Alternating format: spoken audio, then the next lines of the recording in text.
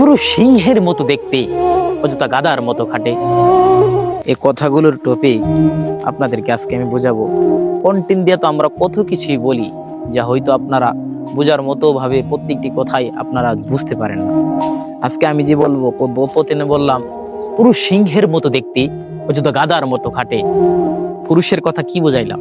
আপনার পরিবারের আপনার বাবা কিরকম ভাবে খাটে আপনি বাড়িতে থাকে কিন্তু টের পান না। আপনার বাবা কিভাবে টাকা উপার্জন করতেছে, এখন তো বেশি শতাংশ বাবাই প্রবাসে থাকে। ভাই আপনার বাবাই কিভাবে রুজি করে, কিভাবে এত টাকা রুজি করে আপনাদেরকে দিচ্ছে, আপনারা যে যার মতো খরচ করতেছেন, বুঝতেছেন আপনার বাবা কিভাবে টাকাটা রোজগার করছে।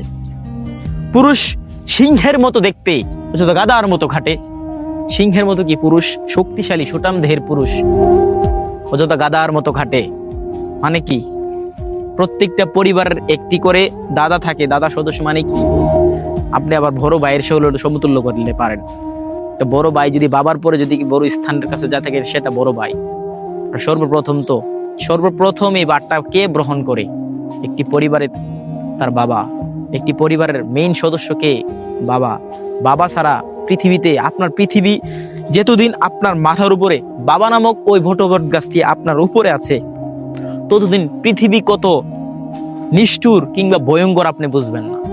যেদিন বাবা নামক ওই বট গাছটি আপনার মাথার উপর ছায়া দিবে না, সেদিন থেকেই বুঝবেন পৃথিবী কত কঠিন, দুনিয়া কত নিষ্ঠুর, দুনিয়া কত ভয়ঙ্কর।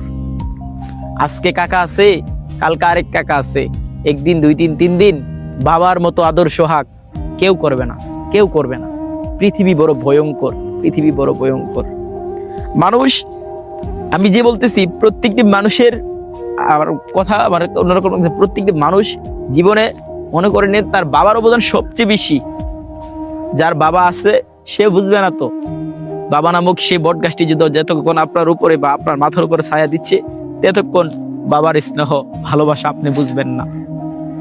যেদিন ওই বাবা নামক বট গাছটি আপনার মাথার উপর থাকবে না, সেদিন বুঝবেন পৃথিবী কত কঠিন, দুনিয়া কত নিষ্ঠুর। প্রত্যেকটি বাবাকে আমার পক্ষে থেকে সেলিউট। ও বাবাদের কারণেই আমরা সন্তানরা মানে নিজের জীবনকে সুন্দরভাবে চলাতে পারতেছি। সোজা কথা, আজকে যদি আপনার বাবা না থাকতো, আপনি ধরুন আপনার বাবা যদি বাইসেস না থাকতো, তাহলে আপনার জীবন এখন যে সুন্দরভাবে কাটাচ্ছেন এরকম ভাবে কাটতো? জীবনও কাটতো না। হয়তো আপনিও রাস্তার পাশে সন্তান দেখেন না, ট্রেন স্টেশনের সন্তান দেখেন না, হাজার ছেলে পেলে দেখেন না, নানান ধরনের কাজ করতেছে, মানুষ যা পালাচ্ছে তাই খাচ্ছে। আপনি ধরে নেবেন আপনার বাবা যদি না থাকতো, আপনার জীবনটা এমন কষ্টকর হয়ে যেত।